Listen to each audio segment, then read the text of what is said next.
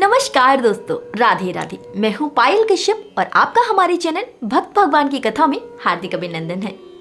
मित्रों, हम अक्सर के शास्त्रों में पढ़ते हैं कि ब्राह्मण हमारे लिए पूजनीय है, इसलिए हमें उन्हें सदैव दान दक्षिणा दे करके सदैव संतुष्ट रखना चाहिए। यहाँ तक कि ये भी माना जाता है कि ब्राह्मण तो भगवान के भी पूजनीय होते हैं। भगवान भी उनके चरण पखारते हैं, उनके चरण दबाते हैं, उनके चरण धुलते हैं। तो ऐसे में हमारे जैसे साधारण मनुष्य की तो बात ही क्या है। इसलिए अगर जाने अनजाने अगर ब्राह्मण हमसे रुष्ट हो जाते हैं तो इसका क्या घोर परिणाम हो सकता है, आज की इस वीडियो में हम राजा नृग के द्वारा एक बहुत ही अद्भुत कथा आपको सुनाने वाले हैं। पर वीडियो शुरू करने से पहले आपसे एक रिक्वेस्ट करना चाहूंगी कि आप हमारे चैनल को सब्सक्राइब जरूर कर लें इसी तरीके की धार्मिक कथाओं को सुनने के लिए। और वीडियो पसंद आए तो प्लीज लाइक करना बिल्कुल ना भूलें, इससे हमारा मोटिवेशन बढ़ता है और कुछ नहीं। ठीक है, तो चलिए वीडियो को शुरू करते हैं।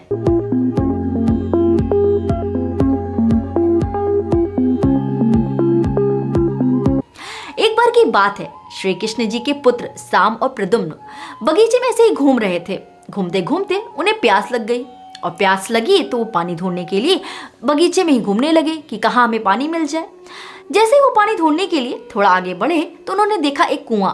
कुएं के पास गए पर उसमें तो पानी था ही नहीं। पर उस कुएं में जब झांक कर देखते हैं तो क्या देखते हैं कि एक बहुत बड़ा सा गिरगिटान, जिसे कि हम गिरगिट भी बोलते हैं, वो बैठा हुआ था। वो काफी विशालकाय था, काफी बड़ा था। उसे देखकर शाम और प्रद्युम्न को बहुत ही ज्यादा दया आ गई और वो उसे बाहर निकालने का प्रयत्न करने लगे। उन्होंने कोशिश तो बहुत की पर वो उस गिरगिट को बाहर निकाल ना सके और अंत में थक हार के वो श्री कृष्ण जी के पास गए। अब श्री कृष्ण जी के लिए ये तो एक खेल की बात थी। वह भी कुएं के पास आए और उस गिरगिटान को बाहर निकाल लिया। भगवान के हाथों का स्पर्श होते ही वो एक दिव्य पुरुष में बदल गए।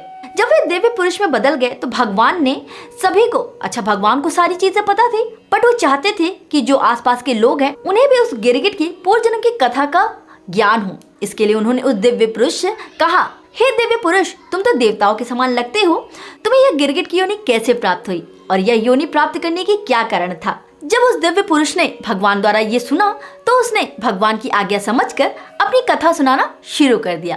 उसने कहा, प्रभु आप तो सब कुछ जानते हैं, फिर भी अगर आपने आज्ञा दी है तो मैं अपनी पूर्वजन्म की कथा जरूर सुनाऊंगा। तो वह अपनी कथा प्रारंभ करता है और कहता है, प्रभु मैं महाराज इक्ष्वाकु का पुत्र हूँ और जब भी आपने किसी दानियों का नाम सुना होगा तो उसमें मेरा नाम जरूर आया होगा।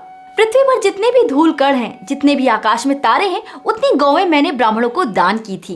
वे सभी गौएं दुधार, नौजवान थीं, सीधी सादी थीं और कपिला गौएं थीं। उन सभी गौओं को मैं सदैव सजा धजा करके, अच्छे से सुसज्जित करके, सोने के हार पहनाकर, उन्हें सोने से मढ़े हुए वस्त्र पहनाकर, उनके सींगों पर सोने लगवाकर उन ब्राह्मणों को दान करता था जो सच्चरित्र, विद्या दान करने वाले और गरीब कुटुंबी होते थे। ऐसे ब्राह्मणों को मैं अपने न्याय के धन से कमाई हुई गौएं दान करता था। इसी प्रकार मैंने बहुत सी गौएं, पृथ्वी, सोने जवाहरात, हाथी, घोड़े आदि बहुत सारी चीजें मैंने दान में दी थी और अनेकों यज्ञ भी करवाए और कुएं और बावली भी खुदवाए थे। ऐसी कोई ही चीज होगी जो मैंने दान में ना दी हो। इसी तरह सब चल रहा था कि एक बार एक तपस्वी ब्राह्मण की गाय मेरे गाँव में आकर के मिल गई और वह गाय मैंने दूसरे ब्राह्मण को दान दे दी। यह कार्य मुझसे अनजाने में ही हुआ था। जब वह गाय वह ब्राह्मण लेकर चला गया तब उस गाय का असली मालिक वहां आ पहुंचा और उसने कहा, महाराज यह गाय मेरी है, इसे आप मुझे वापस करा दीजिए। परंतु जिसे राजा नृग ने पहले गौएं दान कर दी थी वह उस गाय को वापस करने के लिए तैयार ना हुआ और दोनों में इसी तरीके से आपस में वाद विवाद चलता रहा। यह वाद विवाद देख करके राजा धर्म संकट में पड़ गए कि अब वो क्या करे। तब राजा ने यह निश्चय करके उनसे कहा कि हे ब्राह्मणों, मुझसे यह अनजाने में ही अपराध हो गया है, इसलिए आप इस गाय को मुझे वापस कर दीजिए। इसके बदले आप मुझसे और भी गौएं और लाखों की स्वर्ण मुद्राएं ले सकते हैं। इस तरह राजा उनके सामने बहुत ही गिड़गिड़ाए, बहुत ही प्रार्थना की कि आप मुझे नर्क में जाने से बचा लीजिए, क्योंकि आप रुष्ट हो जाएंगे तो मुझे नर्क की प्राप्ति होगी। पर उन ब्राह्मणों ने उन पर बिल्कुल भी दया ना दिखाई और वे अपने घर को चले गए। फिर कुछ समय बीता और आयु समाप्त होने पर राजा नृग को यमराज के दूत लेने आए और जब राजा नृग यमराज के पास पहुँचे तो उनसे यमराज ने पूछा कि हे राजा नृग, तुमने तो बहुत अच्छे कार्य किए हैं, तुम्हारे पुण्य का फल तो इतना है कि इसकी कोई सीमा ही नहीं है, परंतु तुम्हें कुछ क्षण नरक की यातनाएं भी झेलनी पड़ेंगी। इसके लिए तुम पहले मुझे यह बताओ, तुम पहले पाप का फल भोगोगे या फिर पुण्य का। तो राजा नृग ने कहा कि प्रभु आप पहले मुझे पाप का ही फल दे दीजिए। तब यमराज ने उन्हें गिरगिट बनाकर पृथ्वी लोक पर भेज दिया।